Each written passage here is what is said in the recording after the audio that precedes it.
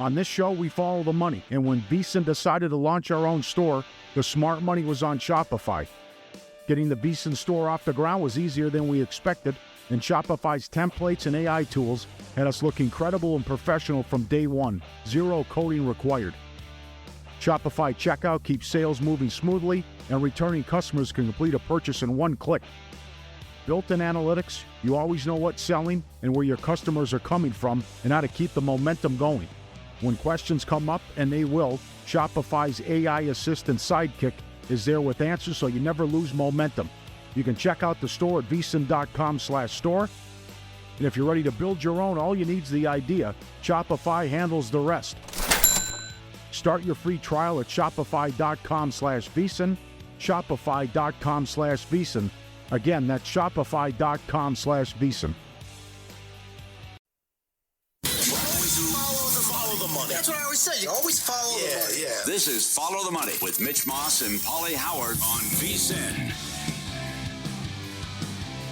Thanks for checking in here on a Monday. Mitch Moss along with Doug Kazarian. Paulie is on vacation this week. We are live in downtown Vegas. Circa Resort and Casino is your spot. Busy hour coming up. We'll do some Major League Baseball at the halfway mark in 15 minutes. Steve Wist, the meat man on the World Cup at the bottom of the hour. We'll talk some Open Championship in about 45 minutes as well.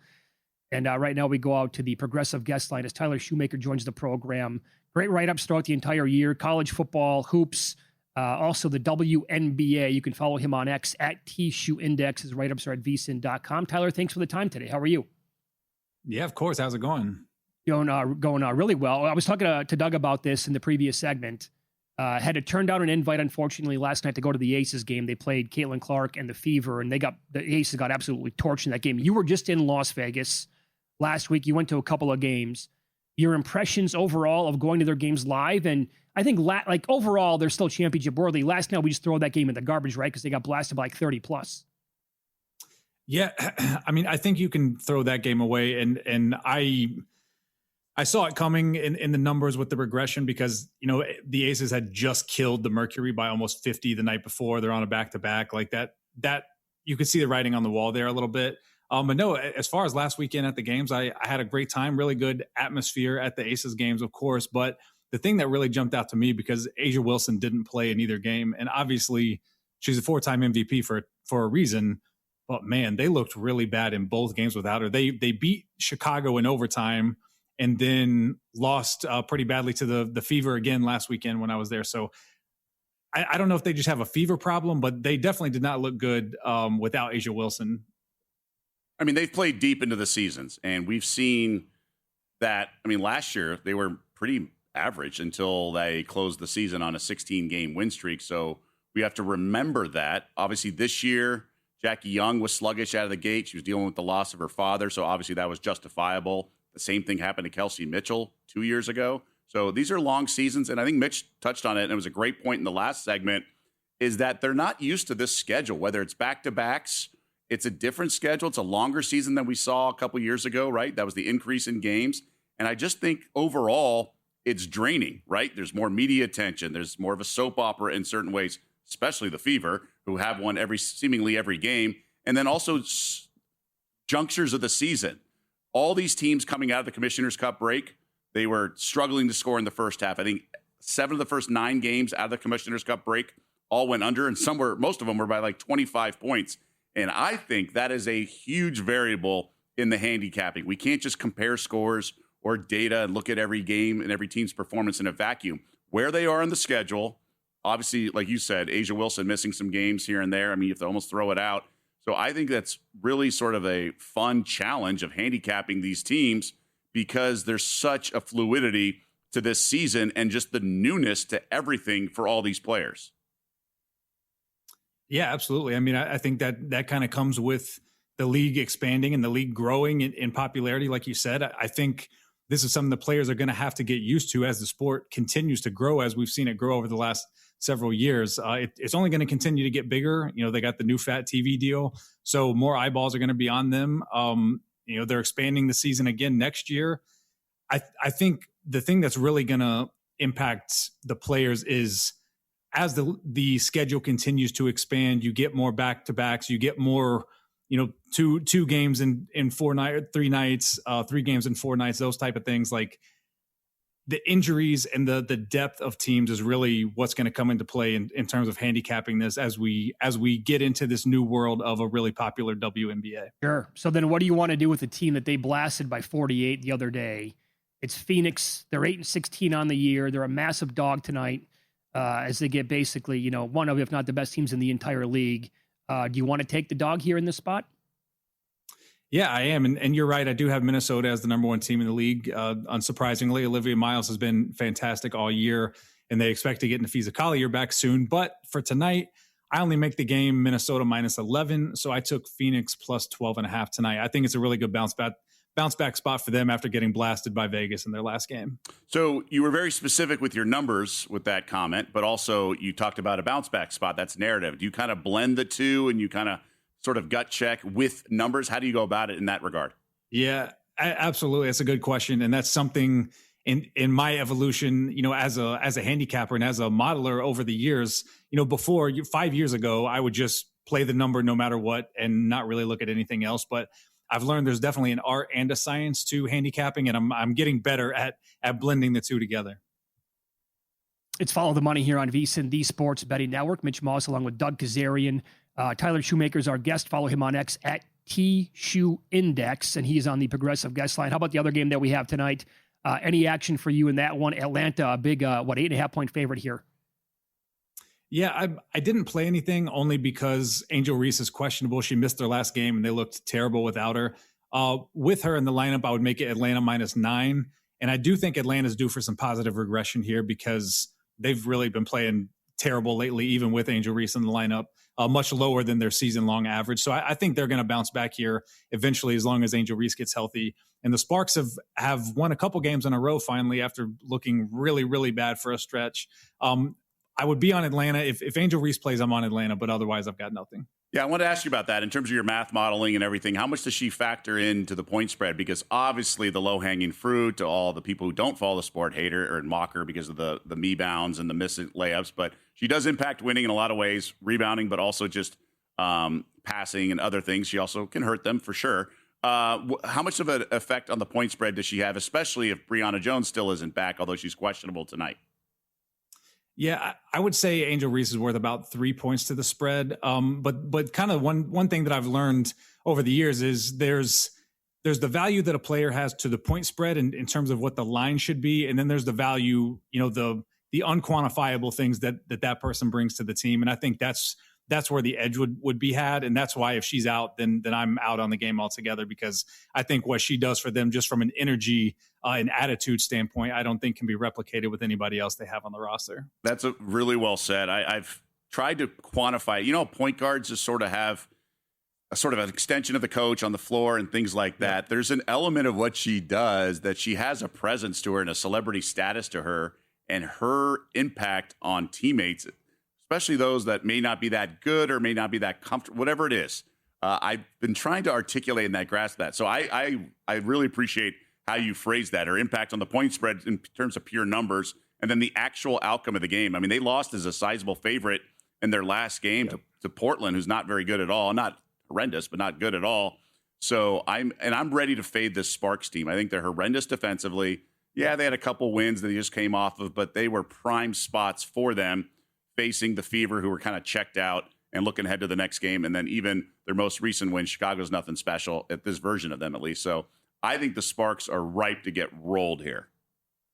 Yeah, no, I'm with you 100%. I have been doing some regression numbers where I look at the last 3 or 5 games that a team has played and compare that to what their season-long numbers are to see who's maybe going to bounce back, or who's maybe playing hot like the Connecticut Sun that are going to come back to earth a little bit. And I think this game, I give this Atlanta LA game 12 points of regression in favor of Atlanta. Again, assuming Angel Reese plays. Because Atlanta's been much worse than their season-long average lately, and LA's been much better than their season-long average lately. So I think if those worlds collide, I'm with you, Doug. I think Atlanta could roll them tonight. Okay, looking at the future market, Tyler, and tying that into the standings overall, Golden State, they're a half a game back. They're tied with the Aces for the second-best record. Both teams behind the aforementioned Minnesota Lynx, along with Dallas, 16-8, a game and a half back. Golden State can be had. double digits to win the whole thing. Dallas 18, 20-1 in that neighborhood. Either team, in your opinion, may be worth a bet to win the whole thing?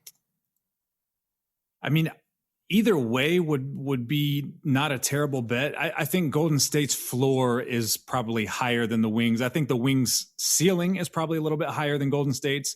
But I love the coach in Golden State. I love their attitude. They're kind of an underdog, scrappy kind of team. I just don't know how high their ceiling is. But definitely on any given night, and especially with shorter series early on, like the Valkyries absolutely could make a run. I was sitting here nodding. Really well said. The Valkyries have a very high floor, but probably not the same ceiling. Although at their best, given they lead the league, at least last year they did, and they're among the leaders this year in terms of 3-point attempts per game. That's the variance. And they have a great coach, Natalie Nakase, or as the commissioner, the idiot commissioner would say, Nikhazy. I think the Aces could fall off. I think when you have, I'm not going to call it dead money, but when you have vulnerable money at the top in terms of the favorites, there's value elsewhere by definition. I don't believe in the Liberty per se, although at full strength, they got to be really, really good. The Lynx figure to be awesome. They're the rightful favorite because Collier's coming back soon, as Tyler was saying. So maybe we see, look, I ran into a very sharp odds maker 2 weeks ago, and he liked the Fever to win it all. He thinks they're live here. And honestly, I've seen flashes of it, and they are getting everyone's best shot. And Caitlin Clark gets picked up full court. So there's an element of where they kind of look unfairly a certain way in the regular season because they're getting everyone's playoff performance. Yeah, and Doug, just to put a cherry on top of that, looking at my proprietary numbers here, Indiana has been about 6 points better from a power rating standpoint against what I consider playoff teams, which is really the top seven, the clear top 7 teams. Against those teams, they've been about 6 points better than against non-playoff teams. So when they've really needed to turn it up this season, they have. Do you know, is that the best mark in that like metric per your numbers overall for any team? It's definitely up there. Okay. I don't have that mapped out, but it's definitely up there as one of the best. Very good. Hey, Tyler, awesome spot. Thanks for the time today, and best of luck with the bet tonight. We appreciate it. Absolutely. Thank you, guys. There you go. Tyler Shoemaker on X at T-Shoe Index, VSiN.com. Stunned the Fever 18-1. I thought they would have the Tiger sort of impact, like 3-1 because of the risk. I see in the 25-1 neighborhood. I think you have to bet that. You have to bet that one? Kelsey Mitchell and Boston are awesome. I want to expand on that because those 3 teams are worth talking about, and we'll get into a little Major League Baseball at the halfway mark coming up on Follow the Money. It's VSiN, the Sports Betting Network.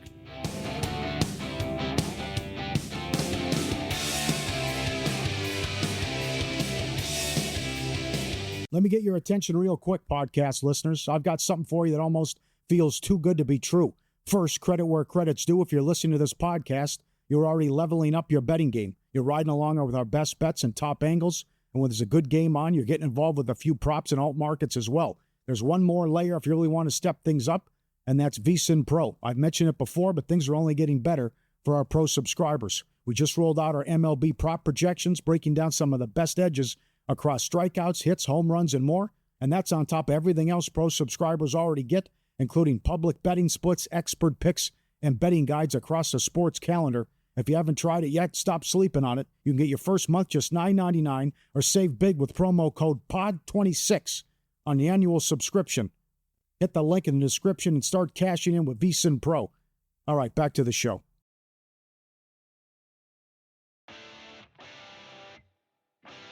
On this show, we follow the money, and when VSiN decided to launch our own store, the smart money was on Shopify. Getting the VSiN store off the ground was easier than we expected, and Shopify's templates and AI tools had us look incredible and professional from day one. Zero coding required. Shopify checkout keeps sales moving smoothly, and returning customers can complete a purchase in one click. Built-in analytics, you always know what's selling and where your customers are coming from and how to keep the momentum going. When questions come up, and they will, Shopify's AI assistant Sidekick is there with answers so you never lose momentum. You can check out the store at VSiN.com/store. And if you're ready to build your own, all you need is the idea. Shopify handles the rest. Start your free trial at Shopify.com/VSiN. Shopify.com/VSiN. Again, that's Shopify.com/VSiN.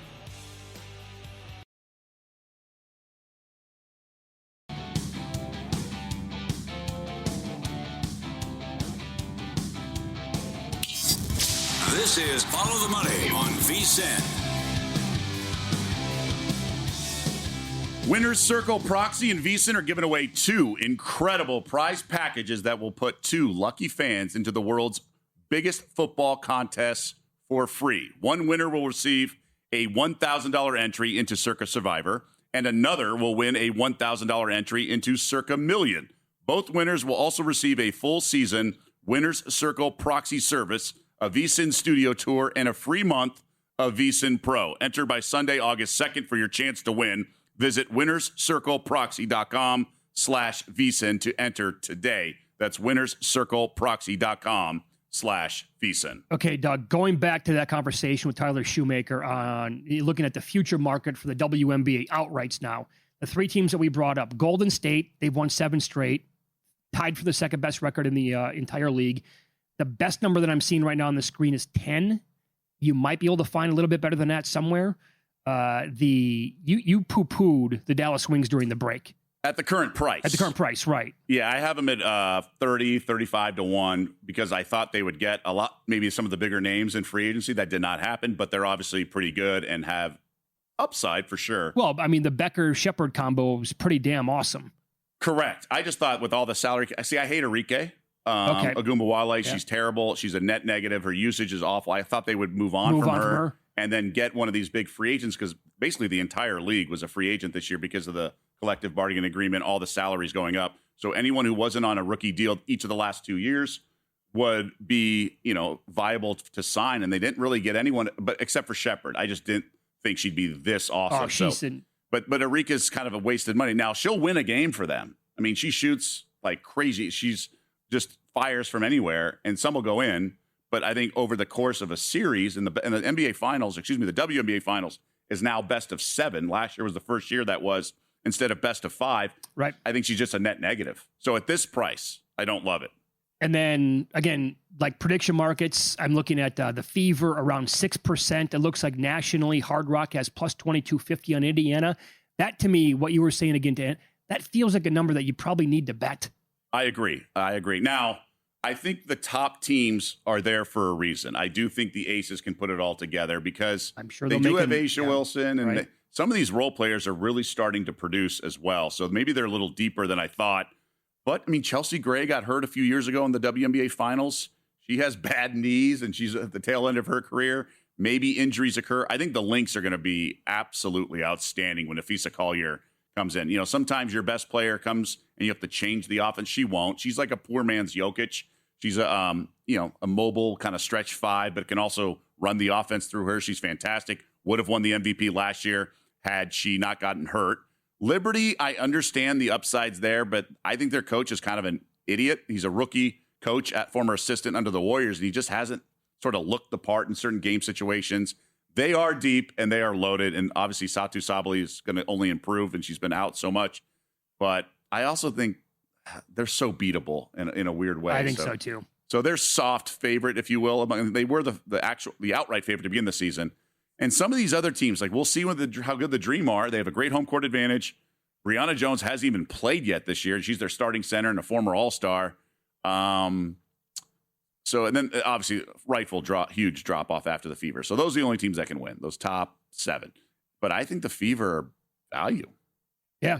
I do. Good. I'm going to have to add that to the account. I have nobody to win it as of right now. I mean, Aaliyah Boston's the best, post center in the league. Okay. Obviously, Asia's better, but Aaliyah Boston's the best in terms of on the block. Kelsey Mitchell's outstanding. Had a great game last night. She's so good. Mm-hmm. And then if Caitlin Clark can kind of get her legs under her and sort of right the ship, she finished 3rd in the MVP as a rookie. She can figure that out, whether it's, conditioning, her body not deteriorating, whatever. But she's also getting guarded full court. That will change. I mean, that everyone will be on a level playing field once the postseason starts. You bet baseball on the daily as well. Okay, so I have to just tell you that tomorrow night, I am about as disappointed as I can be for the All-Star game. This is I'll be 50 later on this year. As someone who used to love this game as a kid, who didn't, right? If you're in my age group, you look forward to it every single year, and you latched onto these players. They were our heroes growing up as baseball players, right? And I love the game. If you go back like at the end of May, and we can spend more time on this tomorrow with the actual game, I actually said this on Pod of the Futures, our podcast here, with Jonathan Von Tobel, I said, the takeaway for me is I can't wait to bet the National League and the All-Star game. Because you were looking at the end of May with all of these like historical numbers at the same time going on. They were going to probably open with Mizorowski, going to Sanchez. Again, this is all before this rough stretch or any of this news. You could go Skeens. You could go Chase Burns. You could go Chris Sale at the time, Yamamoto. You thought that Wheeler was going to be in it.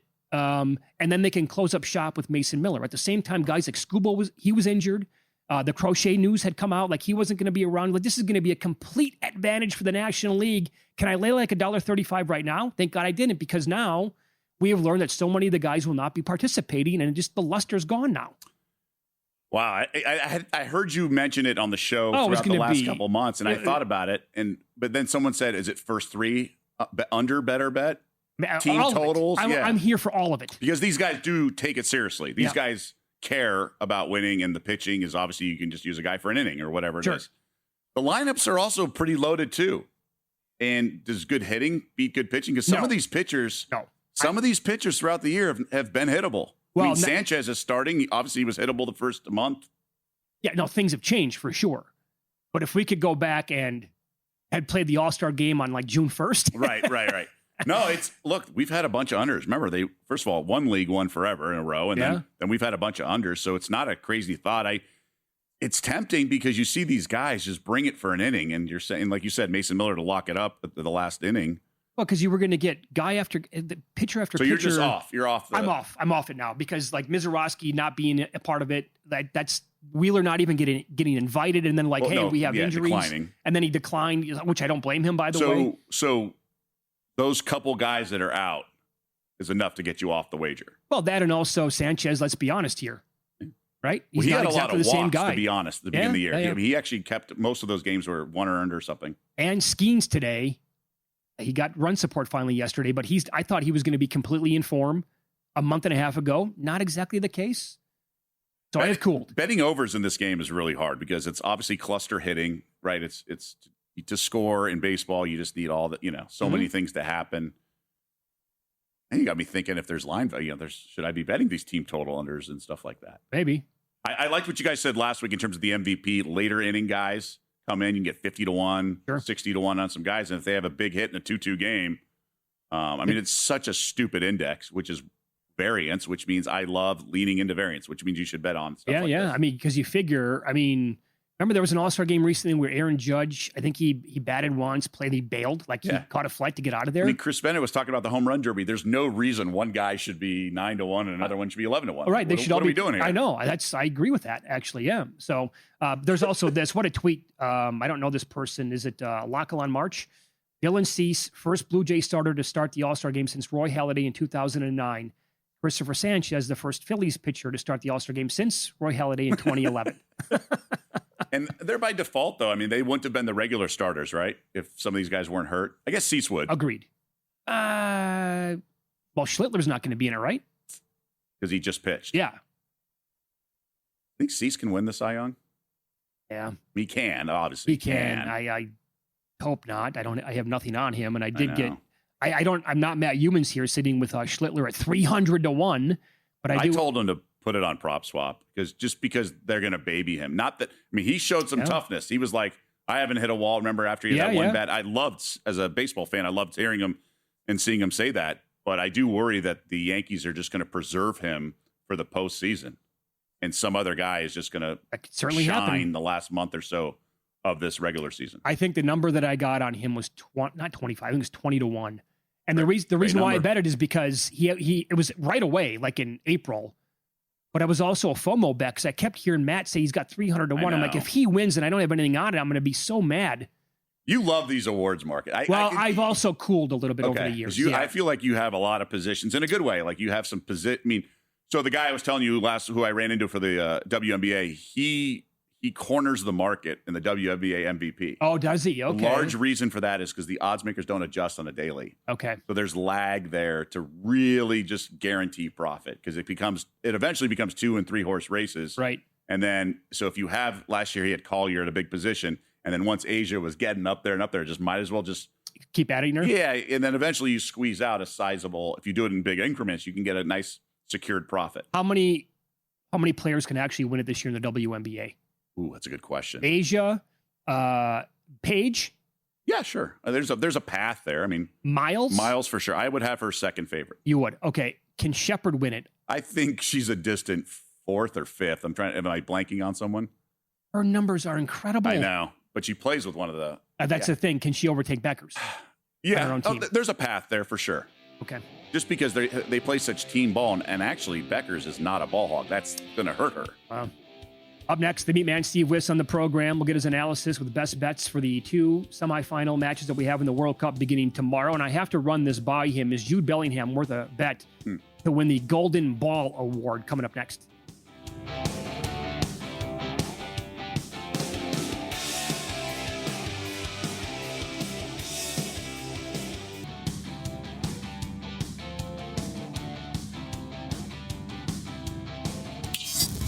This is Follow the Money on VSiN. World Cup has been one of the best tournaments I can ever recall. Any sport. VAR, I'm not the biggest fan, like most of you.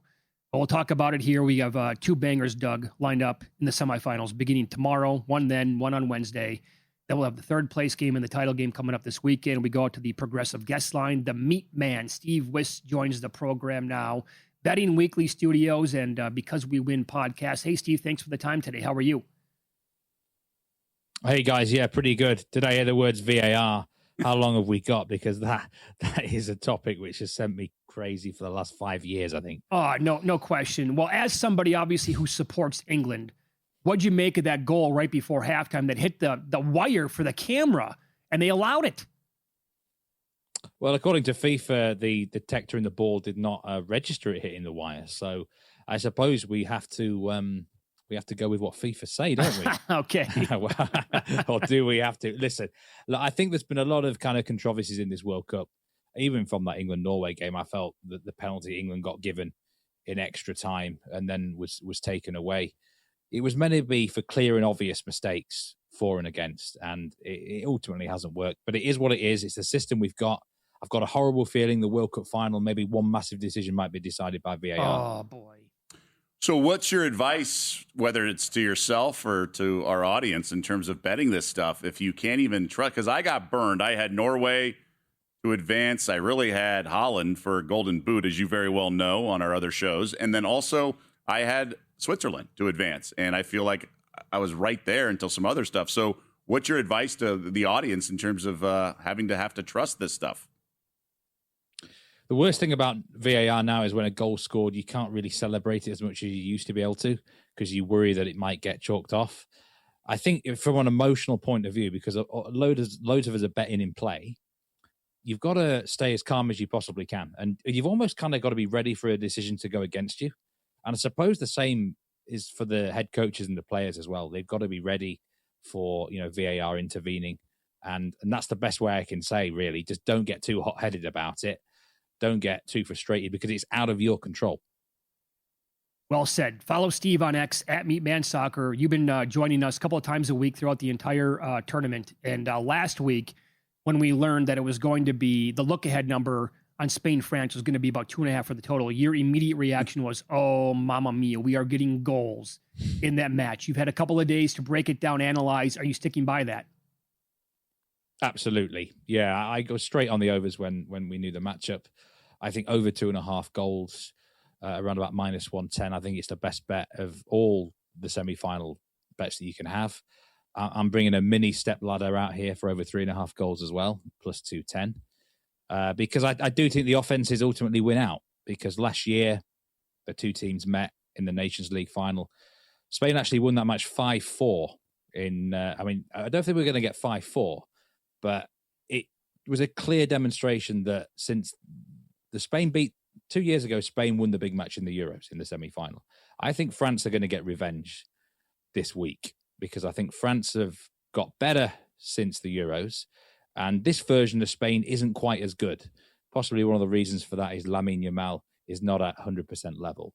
But I think last year proved that France felt the only way they could really beat Spain is trying to win a shootout. They didn't manage to do that.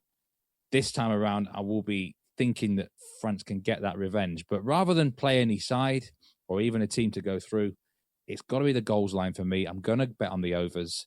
Indoor arena as well. The climate-controlled stadiums have produced a lot more goals at this World Cup because the players love playing in these sort of conditions. It's not too hot. It's not too cold. It's perfect for sporting athletes. And I think we're going to see that the best players on the field for both sides are ultimately in attack. I want to stick with this side, though. I hear you on the over, but at first it looks pretty high that Spain is getting this much as an underdog. But then again, they're playing France, and sometimes early on you can be like, France should be a bigger favorite, and they might be on the live line. So I guess my question for you is, when you see these types of matchups in soccer, one team with an overwhelming offense that can put pressure on defense, and then Spain with their identity being sort of the midfield and possession, typically which side bends first when you see this type of matchup in any form of soccer, World Cup, Premier League, and whatnot? Good question, because often the matchup is more offense versus defense. This is more offense versus midfield, because I don't actually think the Spanish defense is actually that amazing. It doesn't concede too many goals, but one of the main reasons for that is because the midfielder protects it. So, yeah, this sort of matchup doesn't happen too often. I think it would be pretty much a toss of a coin down the years. But you don't get many big matchups like this in the soccer world, Doug, really. Club or country, for that matter. Really, you're talking Champions League in Europe, semi-finals and finals. Even in those semi-finals, you usually get an underdog somewhere. These two teams are probably the two best in the world. Heading into the tournament, they were kind of ranked equally in their odds and in people's rating systems. What if those rankings were actually wrong and France are a slightly better side? That's the way I see it now. I think, there'll be some people who would come on this show and would say Spain are the better side. We're in a matter of opinions. We're a matter of ratings. For me, France are just a slightly better level at this stage, at the current stage in the middle of July 2026. They're the team that are just purring more. Maybe in a year's time, Spain would be the team that are clearly better. But right now, for me, it is France who just have the edge. Fair enough. How about Wednesday? Is it coming home here? England takes on Argentina. You have a couple of bets. You are going to advise a red card at plus 340. I can't wait to hear this. Well, I don't actually know the referee yet as well. So, but listen, this is going to be really feisty. The two nations do not like each other on or off the field. And actually, England and Argentina haven't faced each other for 20 years or something like that. But when they used to face each other, there was a lot of tension, a lot of feistiness, red cards where players did something stupid. Emotions are going to run high. And I think it's going to be one of those cases where no matter who the referee is, there's probably going to be an incident where someone has to be sent walking. Someone's going to do something really, really stupid in this match because the soccer almost becomes second front to the tension that can go out there. Ultimately, I think both teams have their deficiencies, especially defensively. So I think both teams score yes at minus 120 is a pretty good bet for this match as well. Covers that 1-1 tie because we could go to extra time. We could go to penalties. Again, an indoor climate-controlled arena. I think this might be more open than some people think. But what's kind of stopping a serious amount of goals is maybe stop-start nature of the game with a lot of fouls and free kicks and just players kind of scuffling with each other. But if the game does flow and we get both offenses firing, this could be a really, really good watch as well. Who's going to go through? I hope England from an England fan perspective, but it is a real toss-up, I think, overall. Maybe the team that keeps its nerve and handles the pressure best and manages to control their temper the best will progress overall because I don't think it's going to end 11 versus 11 men on the field. Okay. Fair enough. Well said. And one more thing on this team. So if you go back to that Sunday night when England played in Mexico and Jude Bellingham was the best player on the pitch, and I thought he had maybe the best game out of any player in the entire tournament. I'm like, could he win the player of the tournament, the Golden Ball Award? And I looked around and it wasn't posted anywhere. And I finally saw some like offshore books at 10-1. I'm like, I'd probably take a little 10-1. Fast forward to after they beat Norway, still not posted. Then he has 2 more goals. They repost Steve at like 4-1 or a little bit higher. I'm like, I'm a sucker. Why can't he win this award? I think if England win the World Cup, then Jude Bellingham will get the Golden Ball Award. So some might say, plus 400 on him now is the same as England winning the World Cup. And England winning the World Cup is about plus 300-ish. yeah, it looks a good bet because maybe this is not Harry Kane's team anymore. Maybe this is Jude Bellingham's team now. We're in maybe a transformation, and he can get involved. You know, Harry Kane can have some quiet matches because strikers sometimes feed off scraps in the soccer world. Jude Bellingham can get involved on the field whenever he wants because he's in midfield. So, look, we are looking at a high-class player. Some are even saying he might become England's best ever player. Wow. So this could be his crowning joy. This could be his crowning moment, winning the World Cup in 2026. I think there's not a bad bet at all, Mitch, to be honest, Jude Bellingham to win the Golden Ball, because if England go all the way, he would have to be in serious consideration. Very good. Follow him again on X. He's at Meatman Soccer, the Betting Weekly Studios, and Because We Win podcast. Are you guys doing it every day again this week at 11 o'clock Eastern time, or tomorrow, Wednesday, and then look ahead after that? You're 11 a.m. every day right until the final day. So non-stop action on our channel. It's been really good stuff. Yeah, you guys have been dynamite the entire time. Meatman, thank you. Enjoy the 2 games coming up. We'll talk soon. You too, guys. Take care. See you soon. You too. And real quick, just the tiebreaker for goals scored is assists. So got to keep an eye on that. That affects the market for the Golden Boot. And by the way, the red card prop, it does cash if it's a yellow red. So a yellow red? Second yellow like we saw in the Argentina's previous game. Yeah, sure. That makes sense, right? It so should. If it's a yellow, then it becomes a red. So you got to kind of handicap that. Yep. The Open Championship is upon us as well. The final major of the year. We'll tell you some golfers who have done really well at the Open and not so much over the years. Coming up next here on VSiN.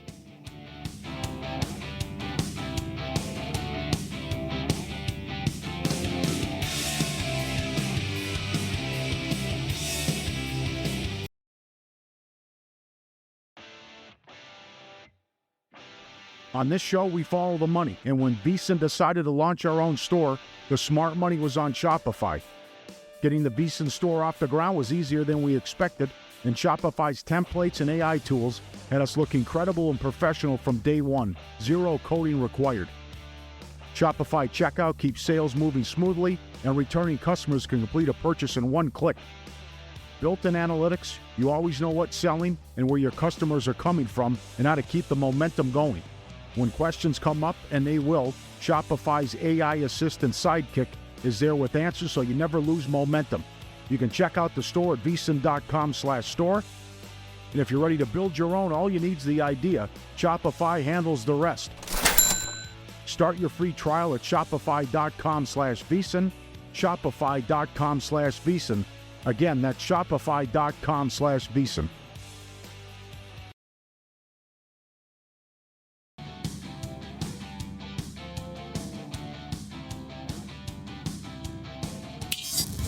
This is Follow the Money on VSiN.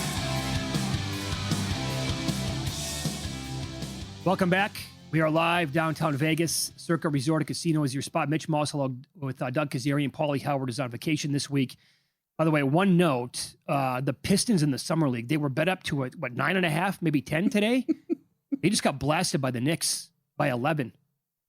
Dangerous. Hopefully no one's chasing steam. That's exactly what I was Certainly thinking, shouldn't right? do it in these soft markets. We know we No. talk about the NFL draft. Don't do it. I would say Summer League, don't chase steam for sure. Okay, so... By the way, I want to clarify. I did not get publicly shamed with my tri-screen control center. We shut it down when we had a guest, Chris Bennett, in.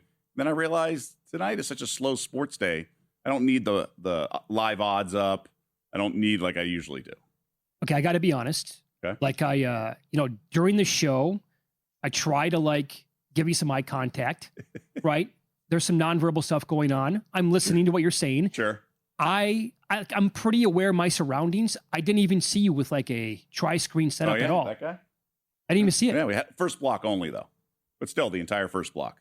So what do you have? You have the regular monitor, and then you have 2 more monitors that go out to the side? Yeah, Matt Brown does it too. I know Matt Brown's set up, yeah. It's a game changer, by the way, for those who work at home and stuff like. It's a real game changer. Really? Okay. I got a couple of screens at the house set up, obviously, that are correlated to each other, but not with the laptop. Yeah, it's actually a few $100. It's not that crazy, and it's game changer. Okay, you know what? Because then you can move it, and you just you can type when you look at something. Like if you're searching stats, okay, you don't have to go back and forth between tabs. It's great. By the way, I should be very well versed on computers at this point in my life. Here's one question about just laptops, right? And this is a decent Yeah. You know, Mac, when I bought a couple years ago, do you have to replace laptops every couple of years, or is there something that I need to be doing to maintain the speed when I first purchase it? Because this thing, I want to throw it in the it's maddening how slow it is at times. AI. You got to ask them. So I cleaned up a bunch of memory with their help and everything. Yeah. So I have a pretty heavy duty one. I like my laptop because I rarely travel with my laptop. So I have a laptop at home. I don't have a desktop. So I use my laptop as basically a pseudo desktop. Okay. So mine are always huge screen, heavy, because it's heavy duty. So I do all my video editing on here. So this is actually a gaming laptop. It like lights up and stuff. I've never used it for a game. Okay. So it's capable of doing video, basically editing. And then touch screen is another sort of cheat code. I'm gonna have to get the touch with live betting and stuff. It's fantastic. So I haven't replaced. This is like 3 years old. Is it? And it's still like fine. running like Totally fine. top. Okay. Now you can always get additional memory and things like that. I know. Hard drives. Yeah. I'm an idiot though when it comes to all this stuff. So I don't know if that's RAM is speed or memory. Don't So I use AI to help me with this stuff. Okay. As for the Open Championship Old dog, new tricks. this week, what do you want to do with Scotty Scheffler? Missed the cut at the Scottish. Won it last year. I saw him touch 7-1 today at a national sportsbook. So I've done some interviews for this tournament and really the last few tournaments on Scotty, and I've asked some of these expert guests from the Golf Channel and whatnot, and they're all like, that's a great question. I don't think you can bet Scotty at this price. I have bet him at this price before, but he wasn't unraveling on the putting green like he is now.